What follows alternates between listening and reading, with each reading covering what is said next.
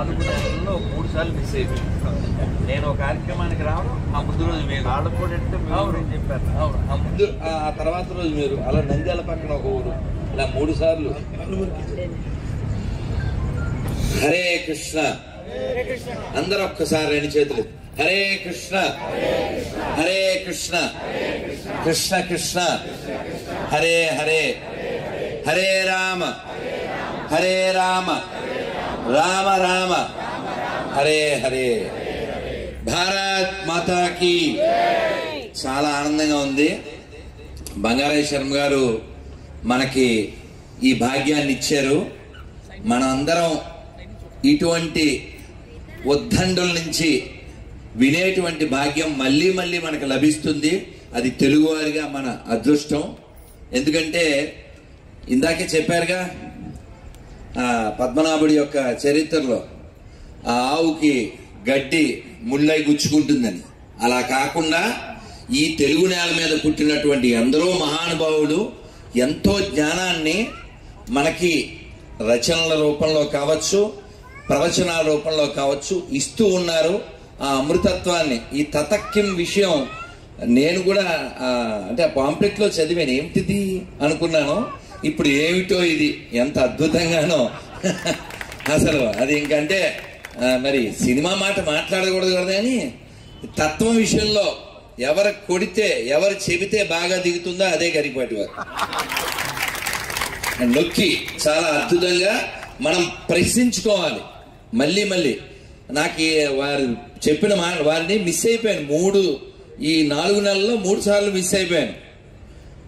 చాలా కార్యక్రమాల్లో వారు చిత్తూరులో వారు వెళ్ళిపోయిన తర్వాత తర్వాత ఇంకా ఎక్కడో నంద్యాలలో నేను వెళ్ళిన తర్వాత మర్నాడు వారు రావడం. సో ఇవాళ మా భాగ్యం, మా బంగారయ్య గారు ఇచ్చిన భాగ్యం, శంకర్లు వారు మనకు అనుగ్రహించిన భాగ్యం.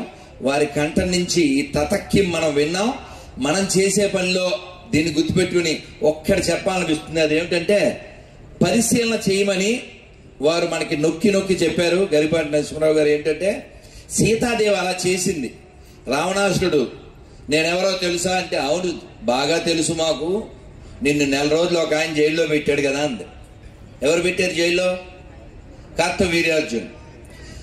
ఆ కార్తవ వీర్యార్జున్ని అన్ని బాహువులు నరికినటువంటి పరశురాముణ్ణి నిలువరించిన వాడు నా రాముడు వచ్చి నిన్ను కూడా నిలువరిస్తాడు, నిన్ను వేసేస్తాడని అచ్చదెల్లు. అంటే ఆవిడ ఒక్కతే ఉంది సీతాదేవి, ఎవరు లేరు వెనకాల. కానీ ఆవిడ పరిశీలన చూడండి. రాముడు వస్తాడు, రక్షిస్తాడు. అలా మనం కూడా ఎటువంటి స్థితిలోనూ మరి తత్వం చారిటబుల్ ట్రస్ట్ వారి దగ్గర కూర్చుని వినడమే కాదుగా, తత్వం కూడా ఎక్కాలిగా. ఆ తత్వం ఎక్కితే మనం కూడా రామదాసు గారి లాగా ఇందాక అసూయ కూడా వదలక్కర్లేదని ఎంత బాగా చెప్పారండి. అది అసలు అది హార్ట్ టచింగ్ అనమాట. ఎవరిని చూసి అసూయ పడాలి. అది అసలు అలా తత్వం ఎక్కడం అంటే బంగారేశ్వరం గారు చెప్పినట్లు మనకి అది ఎక్కించడం, అర్థం అయ్యేలా చెప్పడం. అంటే ఆయుర్వేదంలో కటు అంటే తెలుసుగా చేదు, మరి తీయగా మెత్తగా చెప్పరు. ఎందుకంటే తండ్రి ఆయన మేస్టర్ కదా, మేస్టర్ ఏం చేస్తారండి? బెత్తం దెబ్బలు పడతాయి ఖచ్చితంగా. చిన్నప్పుడు మేమైతే మమ్మల్ని కొట్టే బెత్తాన్ని మేమే తెచ్చేవాళ్ళం. అలా తెచ్చిన వాళ్ళు ఎవరు ఉన్నారా?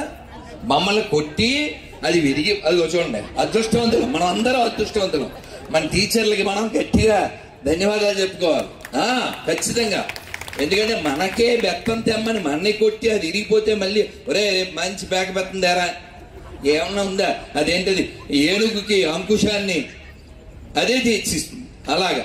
సో కాబట్టి మనని ఆయన ఒక టీచర్గా మనం ఫ్యూచర్లో మళ్ళీ ఏ క్రీచరో కాకుండా ఉండడానికి ఇంత బ్రైట్గా చెప్పి తత్వాన్ని ఇంత లైట్గా ఈ లైట్ల మధ్యలో మనకు అర్థమయ్యేలా చేసినందుకు మనం వారికి మళ్ళీ మళ్ళీ కృతజ్ఞతలు చెప్పుకుంటూ ఈ అవకాశం మనకి ఇచ్చినటువంటి ఆదిశంకర్ల వారి యొక్క ఈ భక్త సమాజం, ఈ తత్వం చారిటబుల్ ట్రస్ట్, బంగారం లాంటి హృదయం ఉన్నటువంటి బంగారేశ్వరం గారికి అనేక అనేక ధన్యవాదాలు. ఇంకొక మాట చాలా మంచి పోలికి పోల్చారు గరికపాటి వారి గురించి. ఏంటంటే అంటే బంగారేశ్వరం గారు బంగారమే కదా, ఉట్టి ఎత్తులో ఉంటే కృష్ణ భగవానుడు దాన్ని ఎత్తులు వేసుకుని పీటలో ఇంకోటో వేసుకుని దాన్ని తీసి అందరికీ పెట్టినట్టుగా ఈ తత్వాన్ని మీరు గమనించండి. గరికపాటి నరసింహరావు గారు ఎన్ని విన్నామో మనం వింటూనే ఉంటాం రోజు. అవన్నీ చాలా అది అమ్మ కలిపి పెట్టినటువంటి చిన్నపిల్లవాడికి పెట్టినంత చాలా గోరుముద్ద.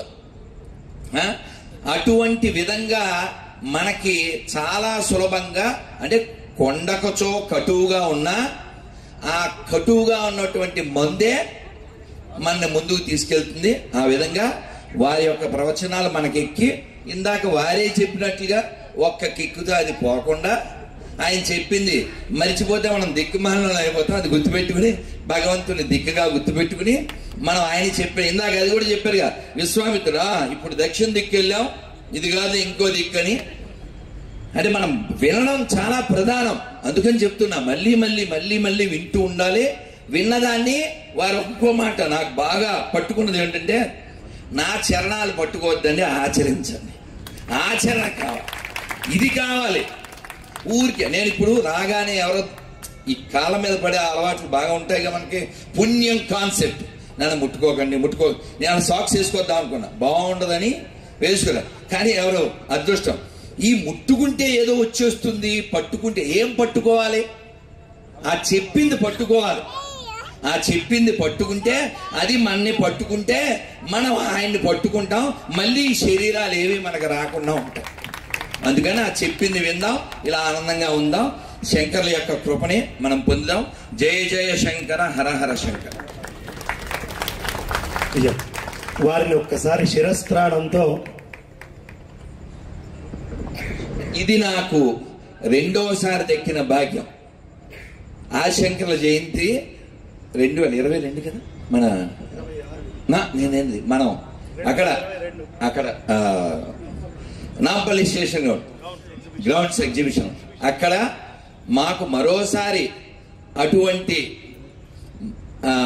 విజ్ఞాన ఘనిని, అంటే వారికి అవార్డులు అవి చాలా చిన్నవి.